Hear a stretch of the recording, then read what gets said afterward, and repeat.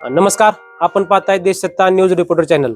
आज आपण पाहू शकता जिल्हा परिषद आणि पंचायत समिती रंधुमाळ यामध्ये जिल्हा परिषद गटातील रोहिणीताई डोले हे उमेदवार आहेत. त्यांच्याकडून आपण माहिती घेणार कशा प्रकारे हा प्रचार चालू आहे.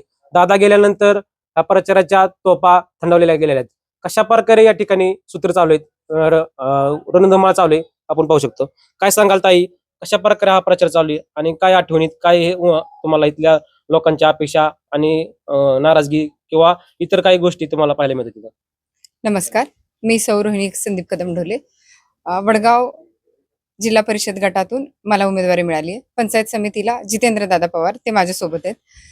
आदरणीय स्वर्गीय दादांच्या जाण्यानं आपल्या महाराष्ट्राचं जे नेतृत्व हरपलंय त्याची क्षणोक्षणी प्रत्येक पावलाला आठवण येते.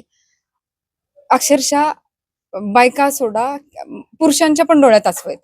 वृद्ध लोक सगळं, ताई प्रचाराची गरजच नाही इथपर्यंत लोकांचं बोलणं येते. आणि आमच्याकडून दादांना भावपूर्ण श्रद्धांजली.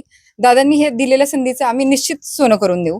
तुमचे प्रेमरूपी आशीर्वाद आमच्या पाठीशी असेच राहू द्या. धन्यवाद. काय सांगाल, या ठिकाणी प्रचार करत असताना महिला पुरुष जे आहेत दादांबद्दल काय व्यक्त होतात किंवा तुमचं काय म्हणणं आहे? दादा हे सामान्य माणसाचा नेता आहे. दादांनी छोट्यातल्या छोट्या कार्यकर्त्याला जपलं आणि मोठ्यातल्या मोठ्या लोकांना पण जपलं.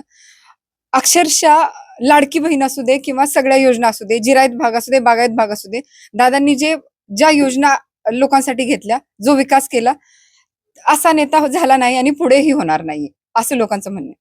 तुम्ही पाहिलात या ठिकाणी सगळीकडे दादांच्या जाण्याची हळहळ व्यक्त होत आहे आणि सर्व उमेदवारांना या ठिकाणून जे मतदार राजा आहे त्यांचं भरघोस असं प्रतिसाद मिळत आहे. धन्यवाद.